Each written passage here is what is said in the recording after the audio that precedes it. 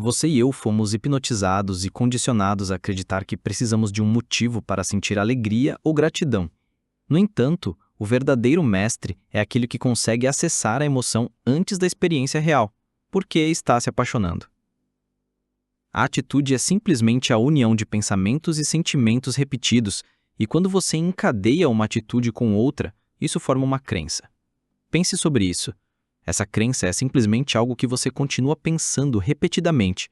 Você concordaria que, se continuarmos repetindo os mesmos pensamentos, nossas crenças se tornam circuitos programados em nosso cérebro, moldando a maneira como vemos a realidade?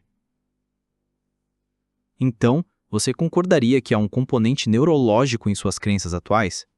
E se uma atitude é uma sequência de pensamentos e sentimentos, então, por definição, um sentimento é o resultado final de uma experiência passada. Como mencionamos mais cedo, lembramos melhor das experiências pelo modo como nos fizeram sentir. Se você está sentindo as mesmas emoções todos os dias, conectadas aos mesmos pensamentos, esse sentimento repetido condiciona seu corpo a memorizar essa emoção específica. Portanto, uma crença tem um componente emocional. Quando algo não parece certo porque está fora da memória emocional conectada a uma experiência passada, geralmente ignoramos. Por exemplo, se algo não faz sentido para nós, como a ideia de que Jesus era casado, rejeitamos, pois está fora do nosso contexto atual. Se não há um componente emocional conectado a uma crença, nós a eliminamos. Você concordaria que, ao condicionar o corpo pelo pensamento e sentimento para memorizar emoções, você está, em essência, formando crenças?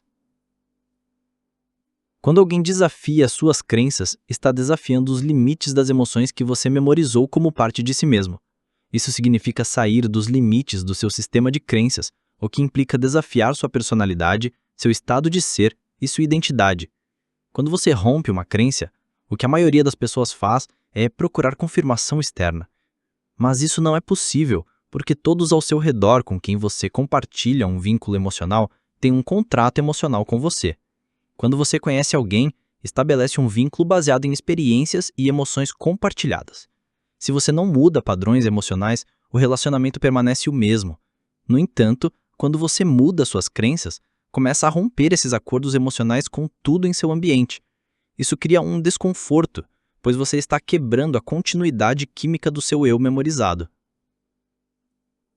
Se você encadear um grupo de crenças, isso se torna sua percepção, que define sua realidade, suas escolhas, relacionamentos e comportamentos. Tudo está relacionado à sua percepção. Se você mudar uma crença, terá que mudar a maneira como pensa e sente, alterando a fiação do seu cérebro e a química do seu corpo.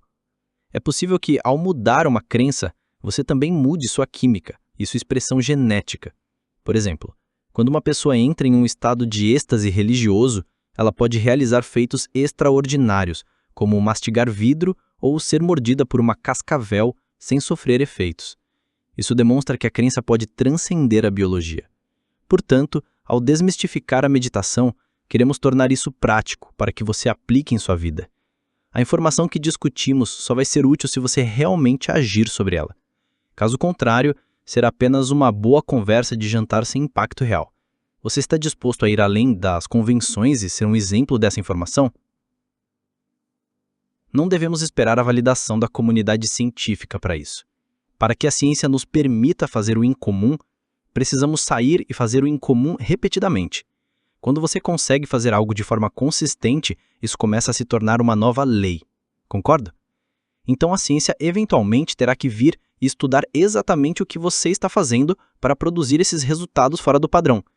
Você concorda com isso? A maioria das pessoas passa a maior parte do tempo mantendo as mesmas circunstâncias, o que resulta em um estado constante que perpetua a mesma realidade. Portanto, a questão é: começamos a fazer mudanças no cérebro e no corpo para que eles se transformem antes que o ambiente o faça? Este é o verdadeiro propósito da meditação: cultivar um novo nível de mente. A palavra meditação em sânscrito significa cultivar. Os místicos e santos do Himalaia, ao caminhar pelos vales férteis, realizavam milagres em um contexto em que as pessoas estavam doentes e morrendo de fome. Quando perguntavam como conseguiam tais feitos, eles explicavam na linguagem dos fazendeiros que era necessário cultivar o antigo eu e plantar um novo.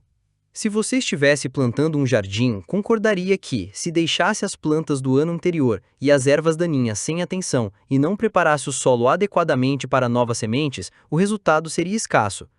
Mas, se retirasse as plantas antigas, removesse as ervas daninhas e preparasse o solo para uma nova plantação, provavelmente obteria melhores frutos. Assim, cultivar significa desenterrar o velho eu e plantar um novo eu. Esse é o modelo de mudança através da meditação. Você precisa se afastar da sua vida diária e sair do familiar. Não pode continuar abraçando as mesmas condições, pois elas apenas reforçarão seu estado atual. O propósito da meditação é retirar-se da vida cotidiana e ir além do familiar, eliminando as entradas sensoriais. O que você vê, cheira, prova, sente e ouve deve ser deixado de lado para acalmar o corpo e focar nos pensamentos que normalmente passam despercebidos, porque você está distraído com o ambiente. É preciso ir além da mente analítica, que insiste em dizer que mudar é difícil e que você nunca conseguirá. Nos anos 60, um pesquisador conectou eletrodos ao cérebro e tentou alterar seus padrões de ondas cerebrais para atingir o estado alfa, que é o início da meditação.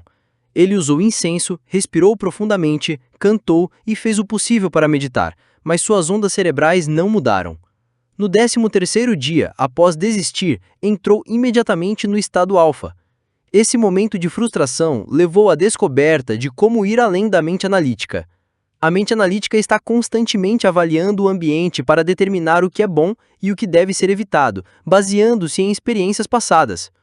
O processo meditativo ensina que existe uma forma de transcender essa mente analítica, separando a mente consciente da subconsciente para permitir mudanças reais.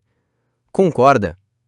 Quero falar com você sobre como, para entrar no reino dos céus, é preciso ser como uma criança. Quando as crianças nascem, são quase totalmente subconscientes. Isso é evidente porque nos primeiros anos de vida o cérebro das crianças está predominantemente no estado de ondas cerebrais delta. Esse estado significa que a informação que estão processando é quase como se estivessem dormindo com os olhos abertos. É por isso que uma criança não consegue ficar acordada por muito tempo antes de adormecer novamente. As ondas cerebrais então passam para o estado alfa, que é o estado criativo e imaginativo. Durante esse período, o cérebro começa a processar informações sensoriais e a formar um entendimento mais racional do ambiente. Meu filho, por exemplo, quando tinha 10 anos, começou a questionar a existência do Papai Noel com base em lógica e observação, descobrindo que não havia tempo suficiente para ele visitar todas as crianças do mundo. Ele começou a entender e aplicar as leis do ambiente. Entre os 6 e 12 anos, o cérebro se desenvolve para incluir o córtex neural, que processa informações sensoriais do ambiente. Quando entramos no estado beta, que é o estado de pensamento ativo, o cérebro tenta criar ordem e significado entre o mundo interno e o externo. O beta pode ser dividido em diferentes níveis: baixo, médio e alto. No beta alto, o cérebro entra em modo de emergência. Esse estresse elevado faz com que ele compartimentalize a personalidade e funcione de maneira desordenada. Esse estado de estresse extremo também afeta o sistema nervoso central, provocando alterações lógicas e cardiovasculares. A ciência nos mostra que, ao nascer, somos totalmente subconscientes e absorvemos tudo sem filtro. À medida que crescemos, começamos a aprender e a formar associações positivas. Por exemplo, a criança começa a associar a voz da mãe ou o cheiro do leite a uma mudança em sua química interna. Isso é um exemplo de identificação positiva.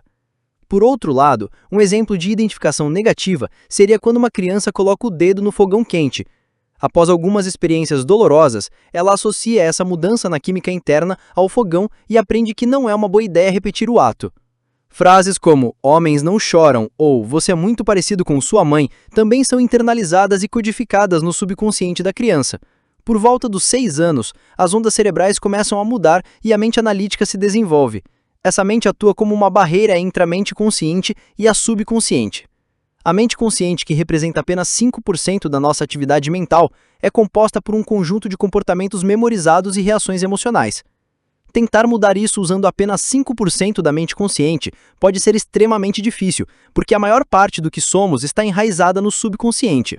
O propósito da meditação é justamente transcender a mente analítica, que constantemente avalia o ambiente com base em experiências passadas, separando o que é bom do que é ruim. Quando estamos em um estado de estresse elevado, com ondas beta intensas, o cérebro tende a ser mais analítico e compartimentalizado. Isso leva a uma desintegração na forma como o cérebro e o corpo funcionam. A prática meditativa busca mover o cérebro para estados mais ordenados e coerentes, como alfa e teta. No estado alfa, o cérebro começa a se organizar e enviar sinais mais claros para o corpo, o que pode resultar em melhora do sistema imunológico, digestivo e cardiovascular, além de redução do estresse e maior relaxamento. Com mais prática, é possível atingir o estado teta, onde o corpo está quase dormindo, mas a mente permanece desperta. Esse é o ponto em que mudanças profundas podem ocorrer, pois corpo e mente se alinham de uma maneira que favorece transformações significativas. Durante a meditação, é possível treinar o corpo para transitar suavemente entre esses estados, tornando o processo mais natural e acessível. Muitas pessoas relatam que, ao tentar adormecer sentadas, sentem desconforto. Isso acontece porque o corpo não está acostumado a entrar em alfa e teta nessa posição, mas, com o treino, ele se ajusta e a mente pode permanecer desperta enquanto o corpo relaxa. Ao alcançar esse ponto, acessamos o subconsciente. Os estados beta e alfa estão mais relacionados à mente consciente, enquanto alfa, teta e delta se conectam mais profundamente com a mente subconsciente. Muitas pessoas dizem não conseguir meditar, mas eu pergunto, onde você medita? Se pratica deitado na cama, seu cérebro associa esse ambiente ao sono e naturalmente você adormece em vez de meditar. Isso acontece devido à lei da associação e repetição. Por isso, é importante escolher um local específico para a prática que simbolize criatividade e mudança. Existem 2 momentos em que a mente subconsciente se abre com mais facilidade. O primeiro é pela manhã, ao acordar, porque o cérebro passa de delta para teta, depois para alfa e finalmente para beta. Por isso, meditar cedo, como às 4h30, pode ser mais eficaz. Nesse horário, a química cerebral ainda está imersa no estado propício do sono, facilitando o acesso ao subconsciente. O segundo momento é à noite. Conheço artistas e escritores que ficam acordados até tarde criando, porque nesse período entram em estados alfa mais facilmente, imersos no mundo imaginário. Durante o dia predomina a serotonina, neurotransmissor associado à luz. À noite, há a liberação de compostos capazes de induzir experiências semelhantes a estados visionários. Essas substâncias estão relacionadas também à hibernação em animais e à regulação do apetite, permitindo que a mente explore o mundo interno sem tantas limitações do corpo físico. Por isso, muitas pessoas preferem meditar à noite. A mente subconsciente se abre mais facilmente pela manhã, quando o cérebro passa de delta para teta, depois para alfa e finalmente para beta. Nesse momento, meditar por volta das 4h30 pode ser altamente eficaz, porque a química cerebral ainda está imersa no estado propício do sono. Por outro lado, alguns artistas preferem explorar o estado alfa da noite, quando o cérebro está naturalmente mais envolvido no mundo imaginário. Ao longo do dia, a química do cérebro se transforma. A serotonina produzida pela luz vai diminuindo ao anoitecer, dando espaço à melatonina, responsável por preparar o corpo e a mente para estados mais profundos de relaxamento e meditação. Essa transição é fundamental para criar um ambiente interno ideal para a prática. A meditação vai muito além. O cérebro atua como um regulador, focando no presente e diminuindo a atividade em áreas relacionadas a movimento, sensação, tempo e espaço. Quando isso acontece, a percepção do corpo e da identidade começa a se dissolver. A mente, imersa nesse estado, processa pensamentos como se já fossem experiências reais. O cérebro reorganiza seus circuitos para refletir essa nova realidade, e assim é possível vivenciar internamente uma experiência antes mesmo de ela se manifestar no mundo físico.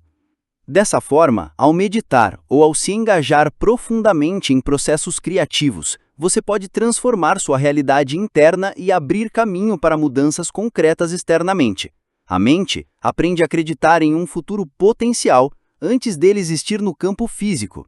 Ao se apaixonar por essa visão futura e agradecer antecipadamente pelo que ainda não se concretizou, você condiciona seu corpo a agir como se já tivesse vivido a experiência. Isso cria espaço para que ela se manifeste de forma inesperada e surpreendente. A ciência mostra isso em exemplos práticos.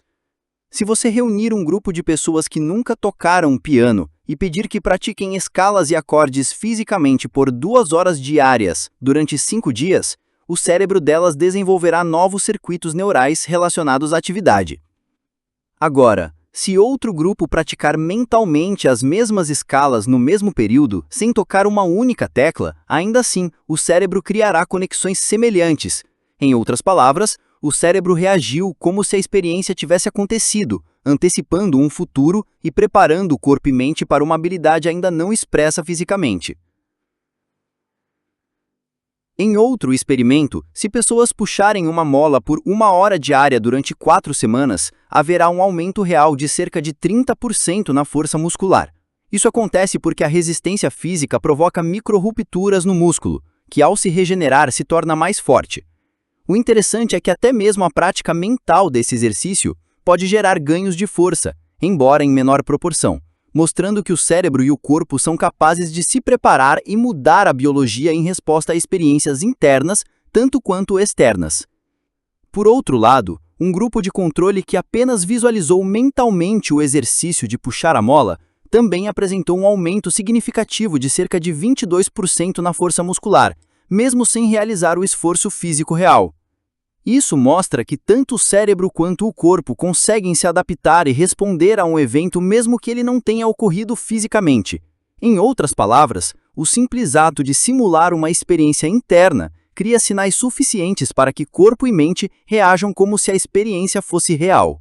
Essa adaptação interna gera um sinal no campo quântico que pode favorecer a manifestação do evento no plano físico, como se desde cedo aprendêssemos a nos conectar com a chamada mente universal para criar efeitos em nossas vidas. Esses ensinamentos mostram que existe uma inteligência dentro de nós que nos sustenta e nos dá vida, uma inteligência que é, ao mesmo tempo, pessoal e universal. Lembro-me de uma conversa com meu filho mais velho quando ele tinha apenas 8 anos. Ele me perguntou sobre religião, e eu expliquei que essa inteligência universal vai além de crenças específicas. Ela está presente em todos os processos do corpo humano. É ela quem regula a digestão, controla a circulação sanguínea, regenera as células e coordena bilhões de reações químicas a cada segundo. Mesmo quando perdemos milhões de células, o sistema nervoso autônomo junto ao cérebro límbico desempenha o papel crucial de manter tudo funcionando. Mas, se olharmos mais profundamente, percebemos algo ainda mais impressionante. Nossas células, tecidos e órgãos são compostos de moléculas que, por sua vez, são feitas de átomos. E os átomos, surpreendentemente, são 99,999% espaço vazio. Ou seja, aquilo que chamamos de matéria sólida é na verdade sustentado por campos de energia que se organizam em padrões invisíveis. Esse espaço vazio não é realmente vazio. Ele está constantemente emitindo e recebendo informação. A energia que organiza gravitacionalmente seu corpo cria padrões que você experimenta como realidade. Nós entramos e saímos desse campo quântico continuamente, em média 7 a 8 vezes por segundo, mas quase sempre repetimos os mesmos padrões mentais e emocionais, extraindo as mesmas informações e recriando experiências iguais. Agora pense nisso. Se essa inteligência universal é maior do que você e eu, e se representamos menos de 1% dessa força invisível que nos dá vida, não é lógico supor que a mesma inteligência que regula seus batimentos cardíacos e a digestão também está presente no campo quântico, organizando eventos cósmicos, como o nascimento de supernovas ou algo tão delicado quanto o florescimento de um lírio? Essa inteligência permeia tudo. Ela está dentro e ao redor de nós. E podemos desenvolver um relacionamento consciente com ela. Se aceitarmos que é uma consciência viva, com percepção e atenção, podemos interagir, pedir que se mova em nós, através de nós e ao nosso redor. Ao fazer isso, começamos a observar evidências concretas dessa interação no mundo físico. Assim como construímos relacionamentos com pessoas ou animais, também podemos voltar nossa atenção para essa inteligência maior e estabelecer uma conexão verdadeira, uma conexão bidirecional, viva e constante. Meus filhos compreendem isso de forma muito clara e aplicam em suas vidas, permitindo que pensamentos e sentimentos moldem a realidade. Recentemente, minha filha desejava passar o verão em Nova York. Não tinha ideia de como isso poderia acontecer, mas, mesmo sem se candidatar, recebeu uma bolsa de estudos. Além disso, viveu uma verdadeira maratona de compras, gastando bastante, mas sem se surpreender com o desenrolar natural dos acontecimentos.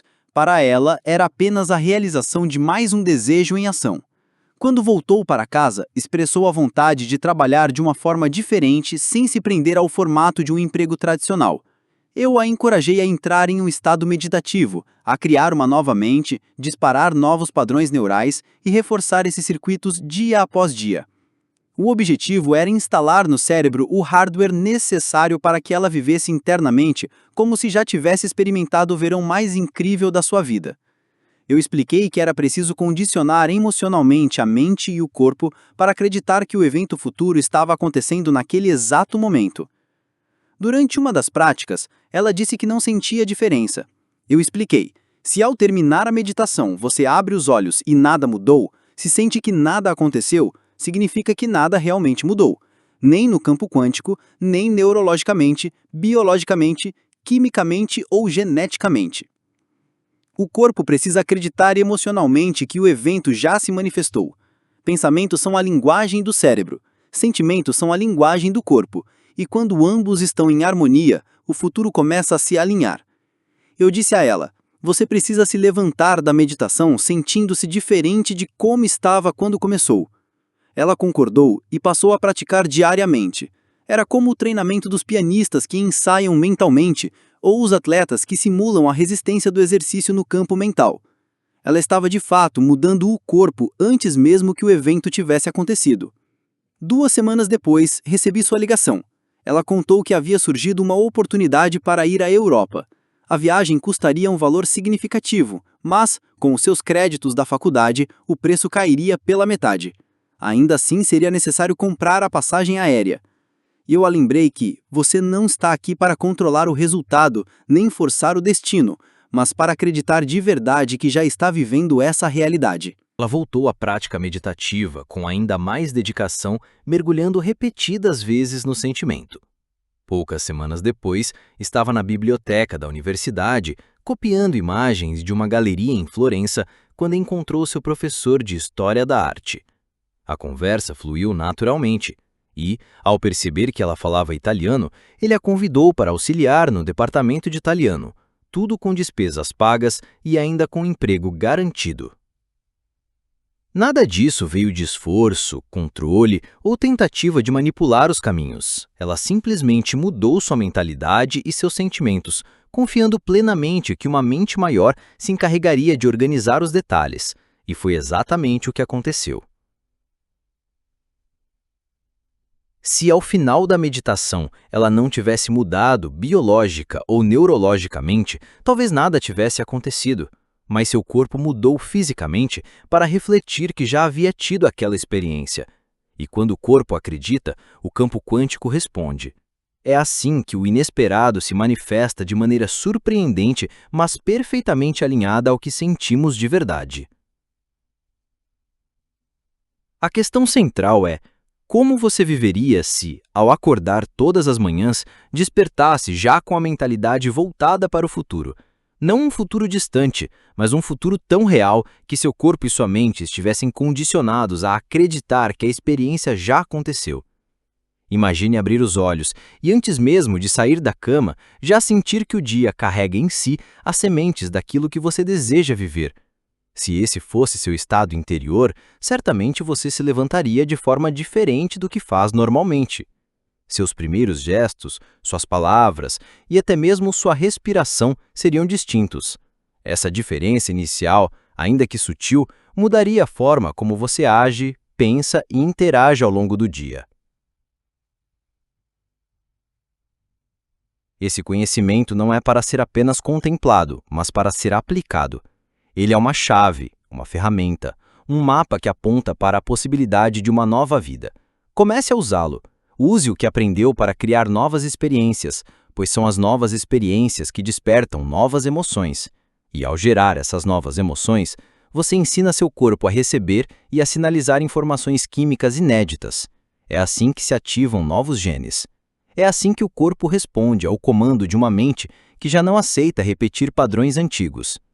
Se você continuar pensando e sentindo da mesma forma todos os dias, inevitavelmente continuará vivendo os mesmos resultados, repetindo o mesmo destino. É como rodar sempre o mesmo programa em um computador. A tela pode mudar de cor, mas o sistema continua produzindo os mesmos efeitos. O modelo quântico não deixa de se aplicar, ao contrário, ele reforça essa realidade. Todas essas informações que você recebe são justamente para ajudá-lo a criar uma nova mentalidade. Mas atenção, não basta apenas refletir, é preciso agir. É necessário demonstrar essa mudança, viver como se ela já tivesse acontecido. Entrar em um estado de ser no qual seu corpo e seu cérebro já estejam transformados. Quando isso ocorre, você começa a emitir uma nova assinatura eletromagnética no campo quântico. Todos os potenciais existem como frequências eletromagnéticas, como ondas de infinitas possibilidades, e esses potenciais começam a ressoar com você. Nesse instante, ou seu corpo é atraído para o evento, ou o evento é atraído até você. Reflita sobre como você não deseja mais pensar, agir ou sentir. Esse é o ponto de partida. É preciso abandonar o eu antigo, dissolver velhos programas e cultivar deliberadamente o novo eu. Esse cultivo é diário, frequente e constante. Quanto mais você repete essa prática, mais sua energia muda. Se você se torna fundamentalmente diferente de como era antes, deve haver evidências concretas disso em sua vida. A mudança interna inevitavelmente se manifesta em sinais externos. Quando você mantém esse estado modificado, mentalmente e corporalmente, independentemente das circunstâncias externas, algo incomum começa a acontecer. E quando você se recusa a permitir que seus sentidos determinem sua realidade, algo extraordinário acontece. É nesse momento que surgem as resistências. Quando você começa a se afastar das antigas emoções, como raiva, medo, dor ou ressentimento, seu corpo pode reagir enviando sinais de volta ao cérebro para que você retorne ao antigo eu. Essa é a mente subconsciente tentando restaurar a familiaridade. Mas saiba, apenas mudar seu estado interno, apenas decidir ficar feliz, pode ser suficiente para sinalizar novos genes e reprogramar seu destino. É fundamental reconhecer que pensamentos negativos não são verdades absolutas. Eles são apenas circuitos ativados, padrões disparados pelo hábito. Quando você acredita neles, o cérebro interpreta como verdade e o corpo reage em conformidade. Mas quando você quebra esse ciclo, interrompe a continuidade química que sustenta o eu de sempre. Claro, o corpo que se tornou a mente resistirá. Ele não quer perder o controle. Você ouvirá vozes internas tentando convencê-lo a desistir. Isso não é real, você não é capaz, nada vai mudar. Mas perceba, essas vozes não são você, são programas subconscientes tentando sobreviver. Muitas pessoas foram condicionadas a acreditar que precisam de uma razão externa para se sentir felizes ou gratas. Mas o verdadeiro mestre é aquele que consegue gerar essas emoções por si mesmo. Do contrário, a dependência de estímulos externos se torna uma prisão biológica sustentada por hormônios que alimentam o ego.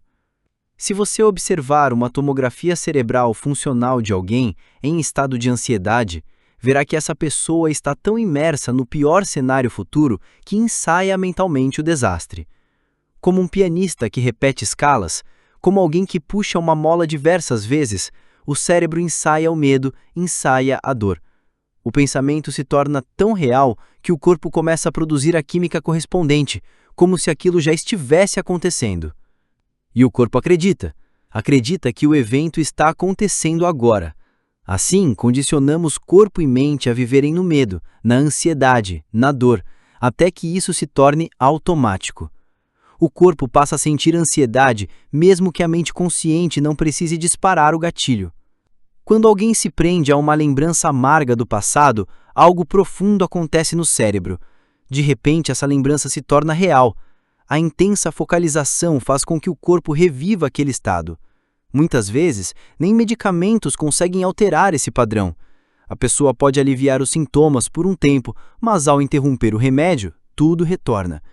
Mesmo a terapia psicológica, que pode revelar conexões com traumas de infância ou relações familiares rígidas, amplia a visão, mas não muda a condição por si só.